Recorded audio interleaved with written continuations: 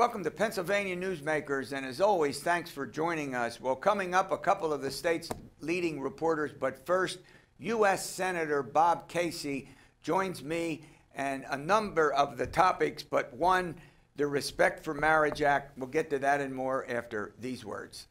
Welcome to the fast-paced and unrehearsed weekly discussion featuring the leaders who help shape your world. Join us as we address the issues that impact you each and every day. This is Pennsylvania Newsmakers. And now, here's your host, Terry Madonna. Senator Casey, I know you're a very busy guy. I want to thank you for coming on the program as always.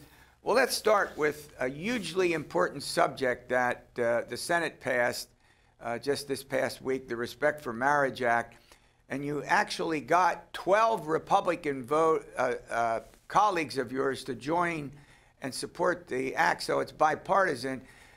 Help our viewers understand what's the purpose of the act, and then we'll talk about some of the features of it.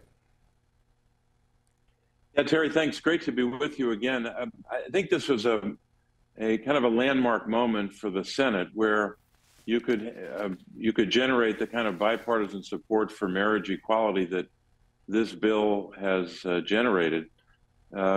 First, the most important thing is to know about the bill is it will under federal law show respect for and show and validate in a sense marriages that took place in states that have legalized same-sex marriage. And so it recognizes it under federal law. It doesn't, and there are some limits to it, though. This bill doesn't codify the Supreme Court decision from about a decade ago, but it does greatly advance the acceptance of same-sex marriage at a federal level, and I think that's good news. Even if a particular state were not to move in the direction of legalizing same-sex marriage, it is a giant step forward, and to have it be bipartisan is, of course, a great moment for the Senate. Yeah, and it also deals with, has a racial component to it as well. Yeah, because there are some indications from the Supreme Court, particularly Justice Thomas, that he and maybe a few other justices would want to re-examine a whole line of cases, including jurisprudence that relates to same-sex marriage, also cases that affect other areas of people's lives. And I think it was important to take action to speak clearly about where the Senate stands on this. Yeah, one of the important components of it is, and this has been widely reported, I think, but it's worth mentioning here, is that it doesn't force religious groups, religious organizations or particular faiths it doesn't force them to do same-sex marriages. And I think that was important in terms of getting it passed. Yeah, to have the kind of, and this happened, of course, in the Senate. It had to make some changes from the House bill, but to have the faith communities across the board come together and in unison to support this bill because of those conscience protections and protections for religious liberty indicated that there was great bipartisan support, and we're happy that we're at the end of this process. It takes so long to get a bill like this done, even when you have consensus. We had so many procedural votes, we couldn't pass it till yesterday. Yeah. It took the better part of 3 weeks just in terms of the crazy and really obstructive Senate procedure. Well, what are the prospects in the House of Representatives with the session, literally about to end?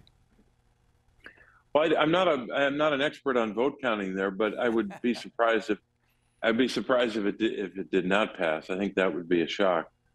So I think it'll probably end up passing and then going to the president for his signature.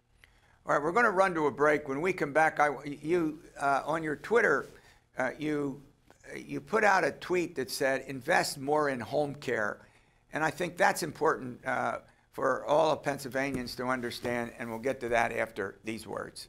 This broadcast of Pennsylvania Newsmakers is presented by the Pennsylvania Chamber of Business and Industry, the statewide voice of business, and by the Pennsylvania State Education Association, bringing the power of a great education to our schools, our students, and our communities.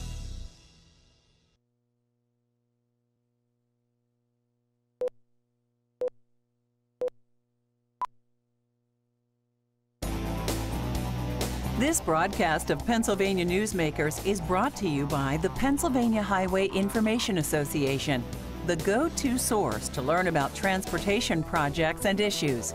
Please visit pahighwayinfo.org. And by the Pennsylvania Manufacturers Association.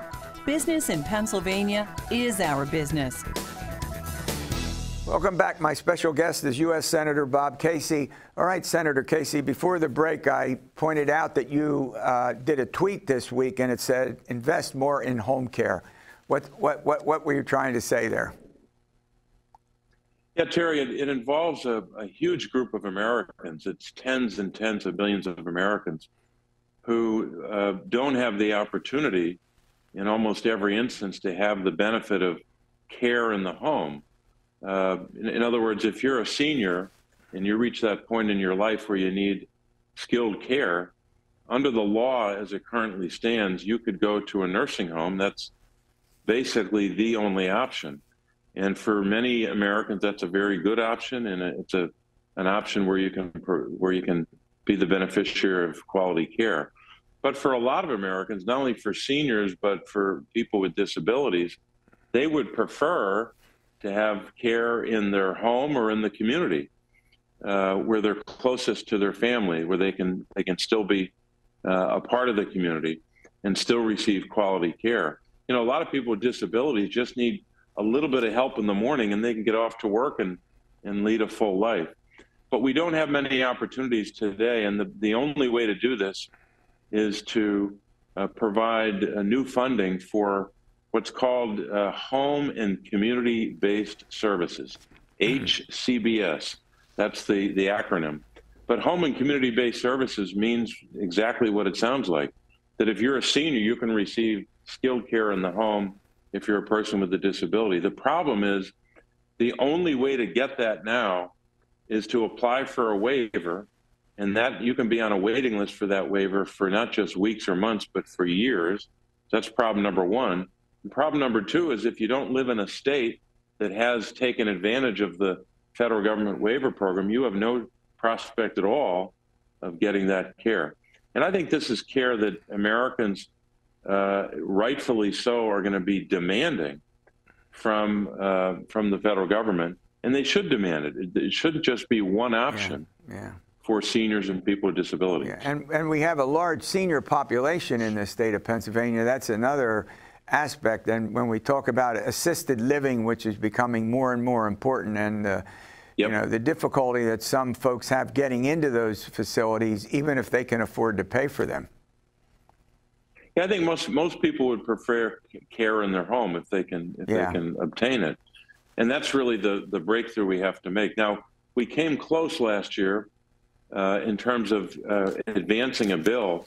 My Better Care, Better Jobs Act had overwhelming, virtually unanimous support on the Democratic side.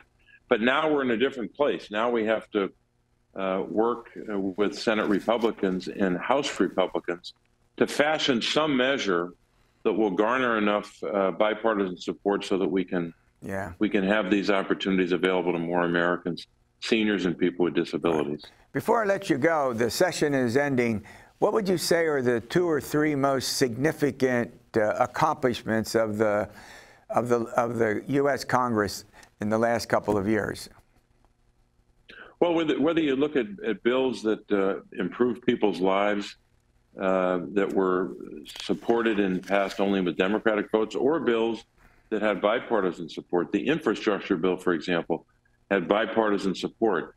Only about 10% of Republicans voted for it, but it helped get it passed. Yeah. And that bill will transform the investments in infrastructure we can make in Pennsylvania, not just roads and bridges, but high-speed internet so our kids can learn in school, so farmers can operate their farms and small businesses can be functional. So that bill alone will make investments. Just this year alone in Pennsylvania, $350 billion already spent $353 million already spent in Pennsylvania. We're going to be getting the benefit of those dollars for roads and bridges, for water and sewer systems, for high-speed internet. And then I think also the investments that they're going to be made in clean energy, which will help us combat climate change and also create a hell of a lot of jobs in Pennsylvania. If you look at it this way, Terry, just those two bills alone, the infrastructure bill and the Inflation Reduction Act, will create 50,000 jobs in Pennsylvania each and every year for 10 years, in addition to the lowering of prescription drug costs that were part of that bill as well. So whether it's seniors or families or investments in our infrastructure, investments in the future to combat climate change and create jobs, we've made a lot of good progress. Well, Senator, I want to thank you for coming on, and the best to you. I can get ready to say in the new year because it's fast approaching. Thanks again. All right, coming up. Thank you. All right, coming up, a couple of reporters, the big stories of the week. This broadcast of Pennsylvania Newsmakers is brought to you by Cross-State Credit Union Association. Credit unions, where people are worth more than money. To find a credit union that is right for you, go to ibelong.org. And by the Energy Association of Pennsylvania, Pennsylvania's energy information source.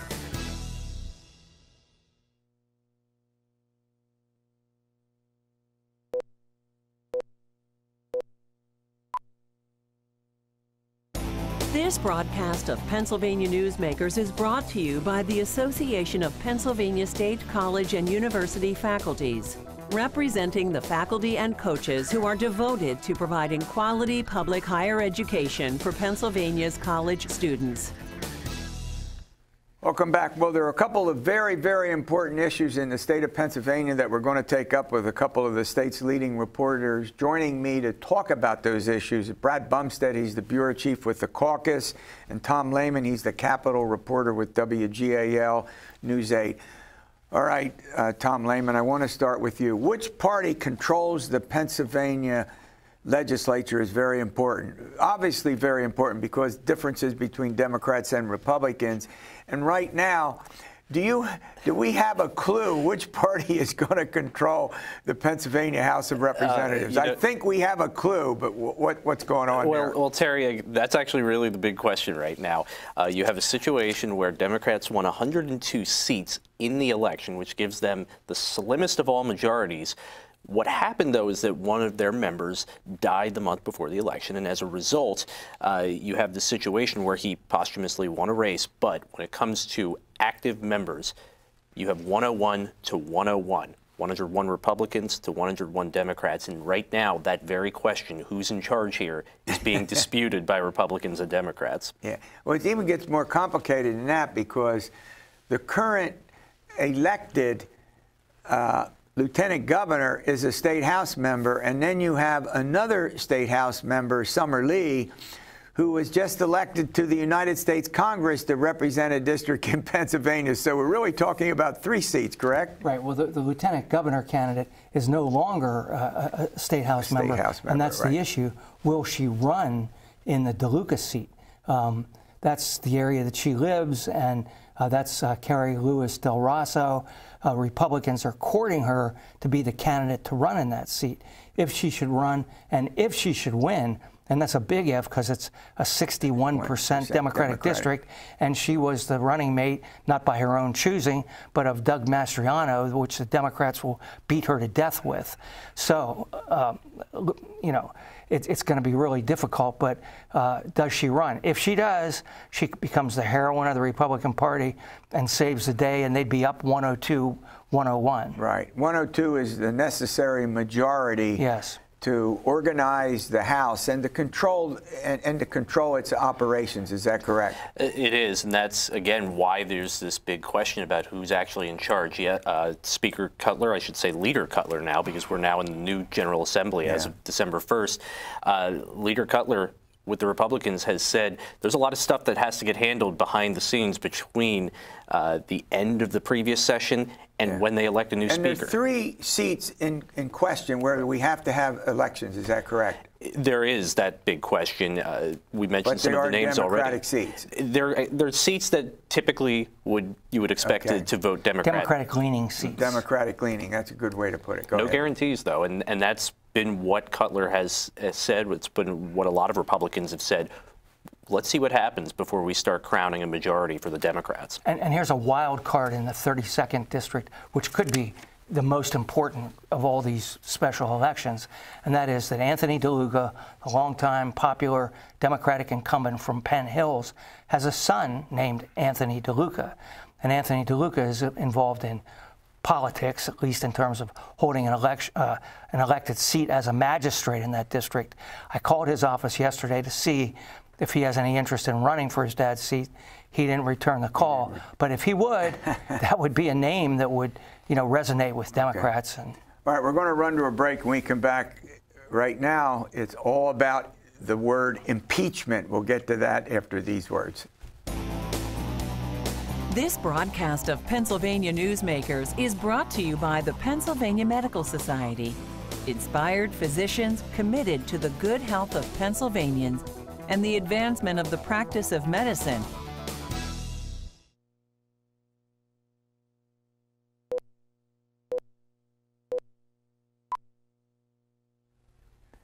All right, Brad Bumsted, it's pretty unusual for the Pennsylvania legislature to impeach an official, but right now that's underway when it concerns the Philadelphia district attorney. Now, I know this show airs mostly in South Central Pennsylvania, particularly on WGAL News 8, but this is an important aspect of what the legislature does. It really is, and impeachment is a process whereby the House files these impeachment proceedings. It's like an indictment, if you will, that's presented to the Senate. The senators sit as a jury, and it has to carry the Senate by a two-thirds vote for the person to be convicted of impeachment. Now, it's one thing, he has been impeached, Mr. Krasner. In the House. Yes, but that doesn't mean that he's been found guilty of it. That means that the charges have been drafted and approved, and yes. Now they go to the House, the Senate for a trial. And we have to be careful when I say guilty. It's a civil proceeding. It's right. Nothing criminal. And that's sort of the point of all of this. Krasner has done nothing wrong, no misconduct, no criminality, right. Nothing like that. Yet he's impeached for his progressive Democrat policies as district attorney to not prosecute certain offenses, marijuana possession, right. Various things, small. Easy on criminals might be a quick way of putting it. You could put it that way. And whether you agree with that or not, the question becomes, do you remove somebody from office because you don't like their policies and the way they operate? And everybody should care about that, because guess what? You could be next. Yeah, well, the fact of the matter is that the state constitution says impeachment for any misbehavior, and it's and Mr. Lehman, it is up to the state house to decide that. No courts, it's up to the state house, and they've already said misbehavior. Sure, and that was, to Brad's point just a moment ago, the fact that this question of does this rise to the level of impeachment, and does it rise to the level of removing somebody from office, that was a question that was brought up during committee. One representative from the Democratic side, Representative Mike Zabel, said, hey, if the majority is different next year, we're setting a bad precedent here. This could be something where down the line, people in the General Assembly might decide to make decisions based off of politics. Yeah. And well, I'm going to let you add to a point. He's not been, none of the charges involve criminality, so we're not talking about anything that could lead to criminal charges separate from it. Not even close. There's no misconduct involved.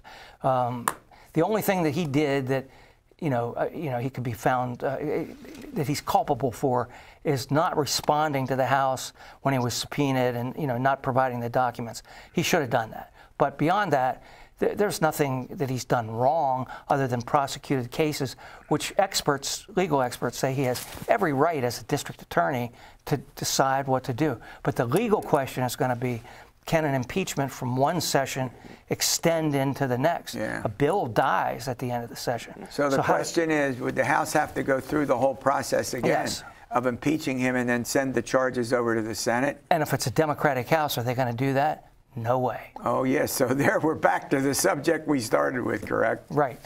All right. I want to turn to another subject. The Freedom Caucus on the move. Well, first of all, explain to our viewers what's the Freedom Caucus. Well, at the congressional level, it's a particularly conservative group of Republicans, and there's an effort to mimic that here in the Pennsylvania State House. Scott Perry, who heads that at the congressional level, was there for the announcement, and basically what we heard from some of these Republicans, a group chaired by Representative Dawn Keefer, is that they're tired of seeing Democratic leaders enabled by some Republicans through deal cutting, through various political maneuverings, and they want to hold Republicans accountable. They also want to prevent. How do they do that? Well, you withhold your votes. You make things difficult for leadership in some ways, because you're going to tell them, if you want to get your priorities passed, or if you want our support on certain things, you're going to need our votes, and you have to meet us somewhere along the line. Without getting into the rightness or the wrongness of it, isn't that the way Brad, you've covered a lot of sessions of isn't that the way the legislature functions? It is, and these people would have to withhold their votes from leadership. They would have to leadership would wind up being mad at them and hurt them in what they want to do. You know, saying it and doing it are two different things. But let's keep in mind that a caucus has no power. There are scores of caucuses in the legislature. Sure. There's a fire caucus, a cigar caucus, a transportation caucus, a hunger caucus. Okay, so now we have a Freedom Caucus. I think what Tom and I were talking about earlier, what it does is maybe adds some pressure on to Cutler in terms of what he decides to do and how he responds to that faction of his caucus. Especially Republican caucus. And I think budget time is going to be one of the big questions, too. That was brought up many times during the announcement for the Freedom Caucus, the budget. They are very concerned about certain levels of state spending, how Governor-elect Shapiro, as well as Leader Cutler, interact with the budget discussions based off their presence now. Yeah. I think that's going to be interesting to see. Yeah, but arguably the most important aspect of the state legislature's activities is the state budget, arguably. Yeah, and historically, certain factions like conservative group has played a role in all of that going back as long as I've been here, And the thing is, though, it can be to the benefit of leadership, because in discussions with Shapiro, they can blame it on the Freedom Caucus. Hey, I'm trying to get them in line, but these guys just won't go along with it. All right, great update. I want to thank you guys for coming on. All right, we'll see you next week for another edition of Pennsylvania Newsmakers. And as always, stay well.